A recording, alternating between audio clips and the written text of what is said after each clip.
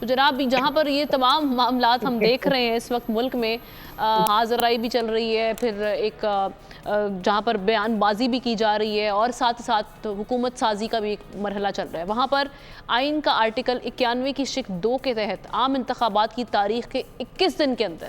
National assembly کا افتتاحی اجلاس بلایا جانا ناگزیر ہے۔ اس کے لیے آئین کے آرٹیکل 54 کو استعمال کرتے ہوئے وزارت پارلیمانی امور ایک سمری وزیر اعظم کے توسط سے ایوان صدر کو بھجواتی ہے اور صدر مملکت کو اجلاس بلانے کی تاریخ بھی تجویز کی جاتی ہے۔ صدر آئینی طور پر وزیر اعظم کی ایڈوائس ماننے کا پابند ہے اور وزارت پارلیمانی امور کا کہنا ہے کہ آرٹیکل 91 کی شق 2 کے تحت چونکہ افتتاحی اجلاس بلایا جانا آئینی تقاضا ہے، اس لیے صدر اس حوالے سے بھیجی گئی سمری روک ہی نہیں سکتا اور اسے ہر حال میں 21 دن میں اجلاس بلانا ہے، ورنہ یہ آئینی خلاف ورزی ہوگی۔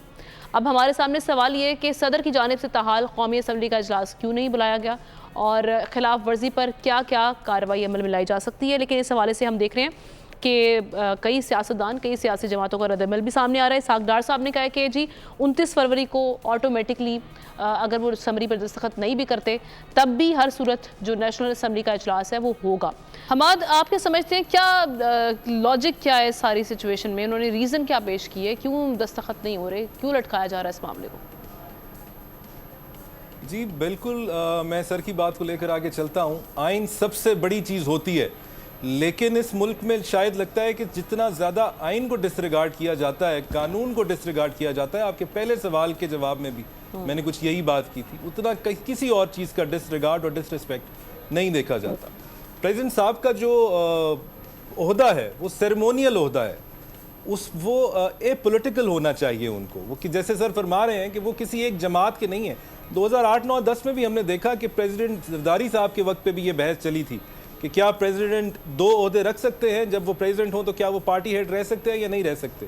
اس وقت بڑا ایک انٹرسٹنگ موقف ان کے ریپرزینٹیٹیوز کی طرف سے ٹی وی پہ لیا جاتا تھا کہ جی آئین میں تو اس کی کوئی جو ہے پروہیبیشن نہیں ہے، یہ ایک مورل گراؤنڈ ضرور ہو سکتا ہے، نہیں رکھنا چاہیے لیکن ہم پھر بھی رکھیں گے۔ تو اتنے کھلے دھڑلے سے مورل آبلیگیشنز کو ہمارے ملک میں جب ہٹایا جاتا ہے، اور پھر اسی طریقے سے ہم دیکھتے ہیں لیگل آبلیگیشنز میں بھی یہ پہلی دفعہ نہیں ہے کہ صدر صاحب کی طرف سے ایسا کوئی رکھنا ڈالا جا رہا ہے، جیسے گورنر صاحب کے ٹائم پہ سر نے یاد کرایا ہمیں کہ تب بھی ہوا، پھر